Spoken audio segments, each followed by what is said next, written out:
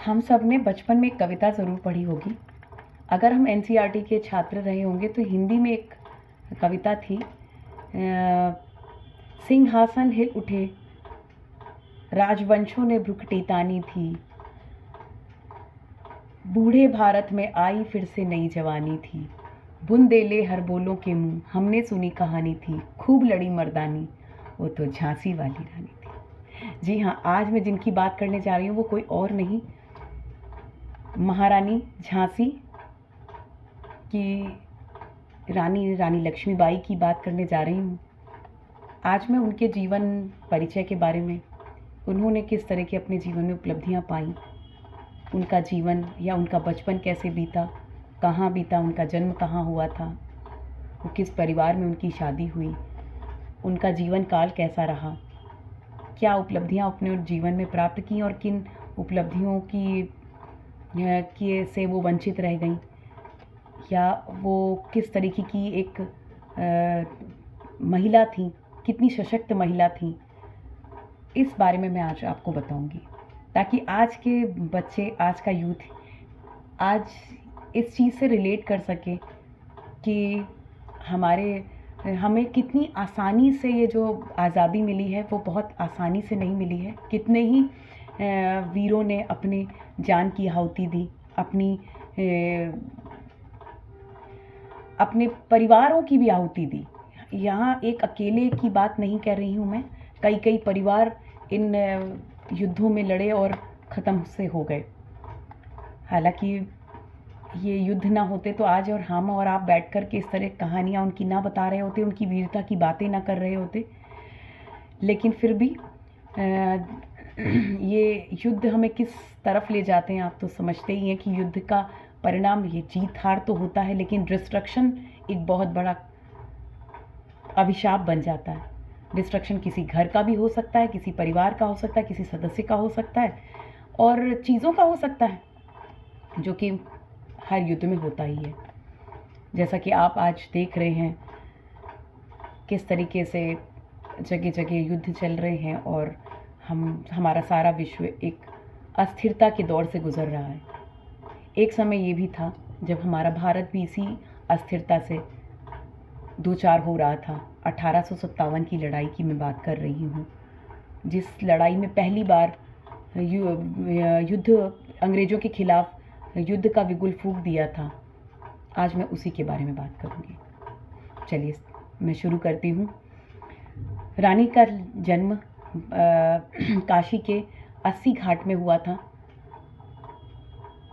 उनका बचपन का नाम मणिकर्णिका था। उनका जन्म 19 नवंबर 1828 को हुआ था और उनका नाम बचपन का मणिकर्णिका था और उन्हें बचपन से ही मनु बुलाते थे।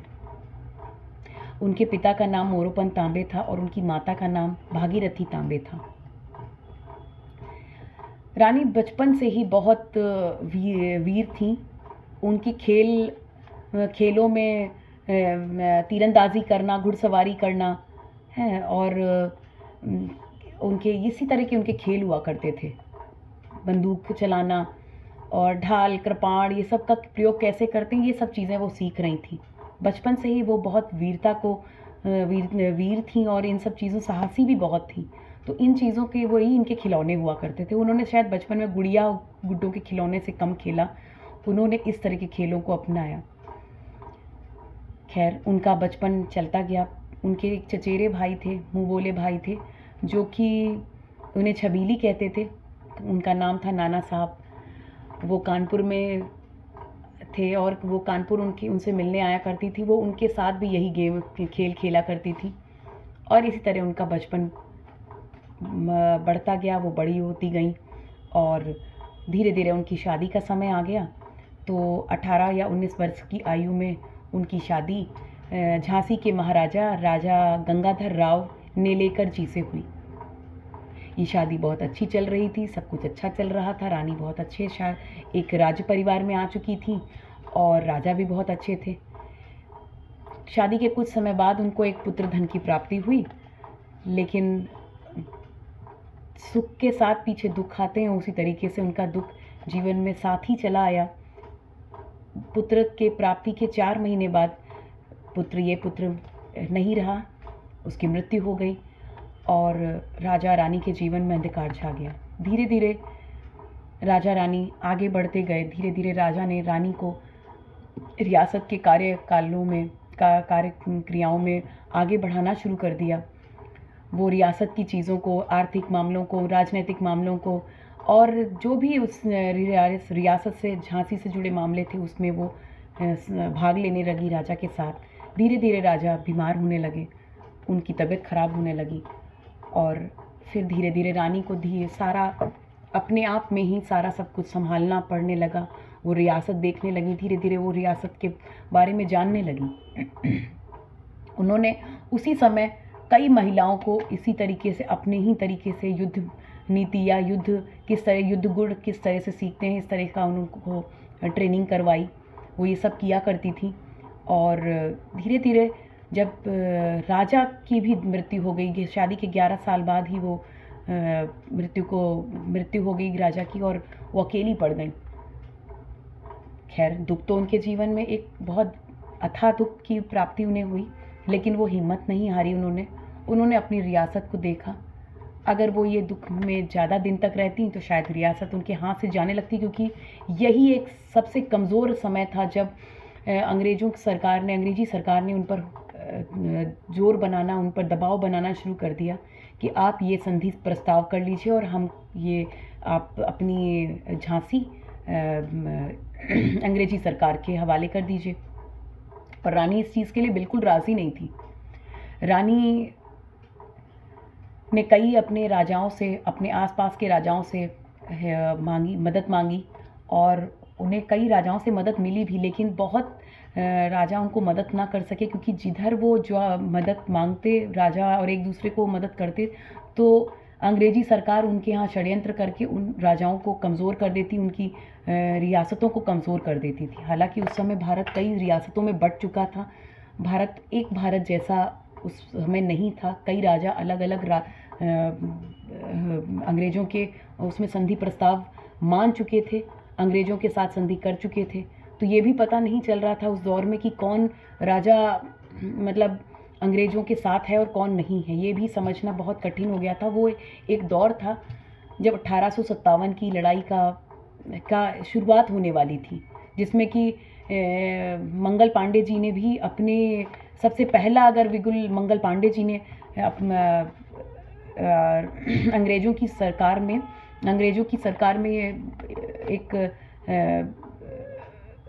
वहीं पर लड़ते लड़ते ही कि मैं एक वो थे, क्या नाम, आप अंग्रेज़ों की सरकार में एक तरीके से पुलिस का काम कर रहे थे और वहाँ लड़ते लड़ते उन्होंने ये कि गोलों में गाय की चर्बी डाली जाती थी, तो उन्होंने सबसे पहले इस बात का ये किया कि मैं गाय की चर्बी वाले गोले या हथगोलों को मुंह से नहीं वो करूँगा, मैं मुंह में नहीं लगाऊंगा, क्योंकि इससे हमारे धर्म की हानि होती है। तो उन्होंने इस चीज़ का बिगुल फूंक दिया था और अपनी नौकरी छोड़ दी थी और वो भी इस संग्राम में कूद पड़े थे।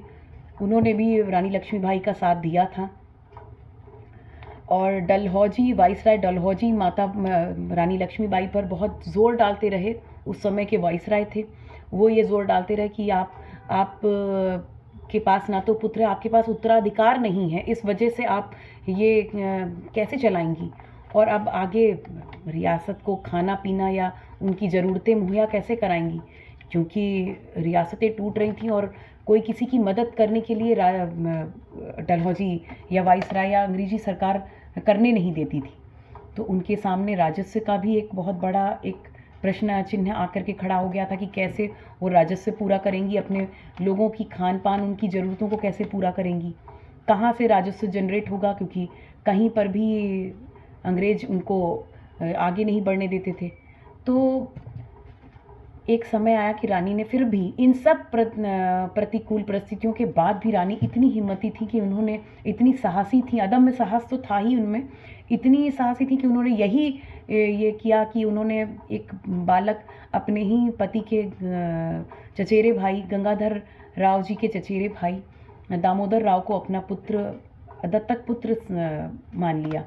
और उन्होंने जब ये प्रस्ताव अंग्रेज़ों को भेजा तो अंग्रेज़ों ने उस पुत्र को उनका पुत्र नहीं माना, उन्होंने उससे उसका उत्तराधिकार नहीं माना झांसी का।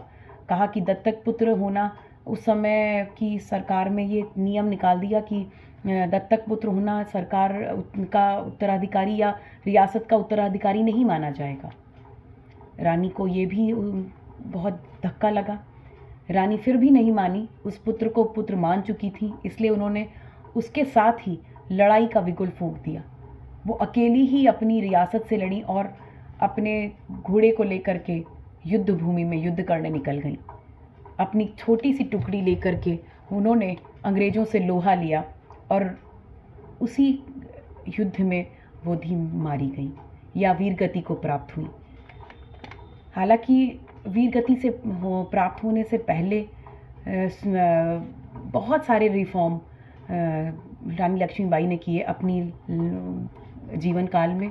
उन्होंने महिलाओं को बहुत युद्ध नीति में आगे आने के लिए सिखाया। उन्होंने गुरिल्ला युद्ध सीखा, उन्होंने गुरिल्ला युद्ध महिलाओं को सिखाया, महिलाओं को समृद्ध बनाया, अपनी रियासत को समृद्ध बनाया।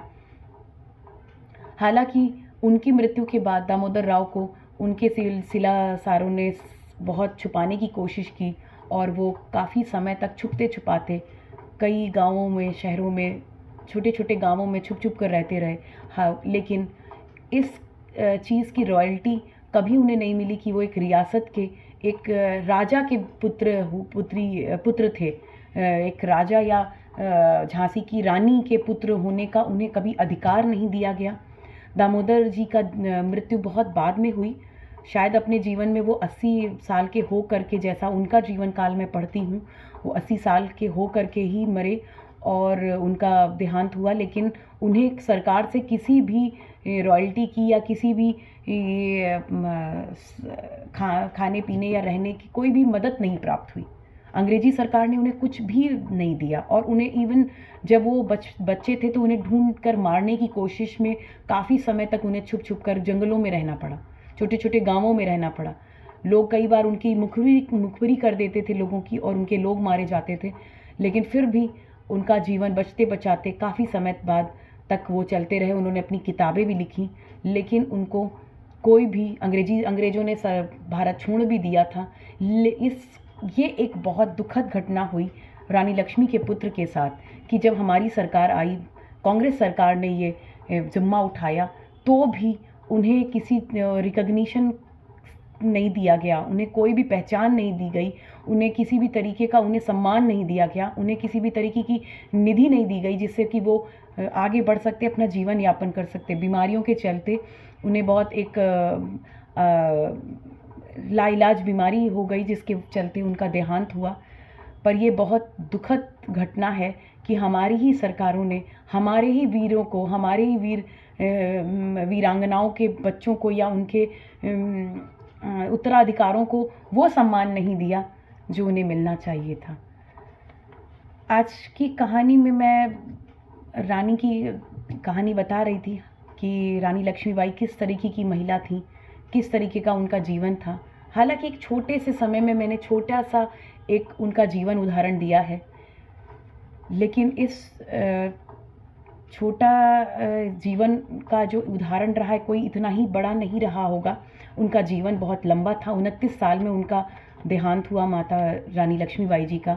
तो ये कोई छोटा, हालांकि बहुत बड़ा जीवन काल नहीं हुआ। 29 साल एक जवानी का ही समय होता है, लेकिन इतने छोटे पीरियड में भी इतने बड़े बड़े कामों को, इतने बड़े बड़े रिफॉर्म्स अगर कोई कर सका तो कोई कर सकता है। तो कोई एक वीर महिला ही या वीर पुरुष ही या वीर महिलाएं ही ऐसा काम कर सकते हैं।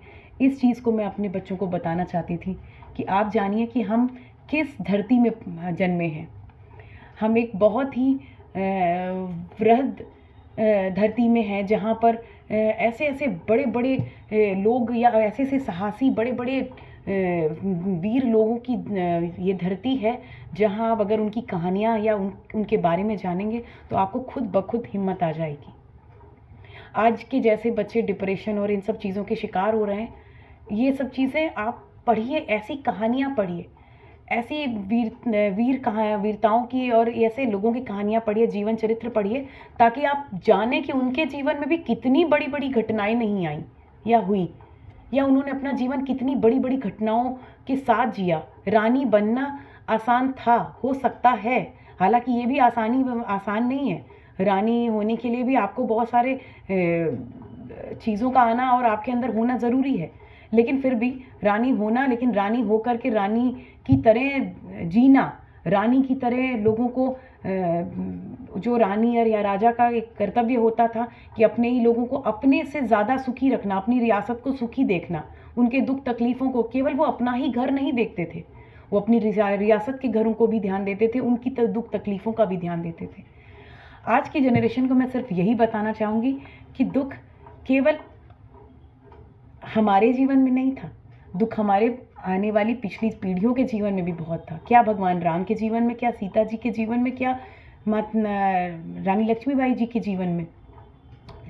मैं ये कहना चाहती हूँ कि आप लोगों को ये समझना पड़ेगा कि ये सब चीज़ें, दुख तकलीफ़ एक जीवन चक्र है, आते जाते सब बने रहेंगे। आज दुख है तो कल सुख होगा ही, लेकिन आपकी हिम्मत, आपका साहस, आपकी पराक्रम, वो साथ नहीं छूटना चाहिए। आप बड़ी से बड़ी चीज़ों से भी निकल जाएंगे। तो आज की कहानी में बस इतना ही। कल मैं किसी और ऐसे ही वीर पुरुष या महिला की कहानी, जो हमारे इतिहास में कहीं शायद गुम तो नहीं हुए, लेकिन इतिहास में है और लोगों को शायद इनके बारे में पता नहीं है, तो मैं कल एक फिर ऐसी कोई कहानी लेके आऊँगी आपके समक्ष। ठीक है, धन्यवाद।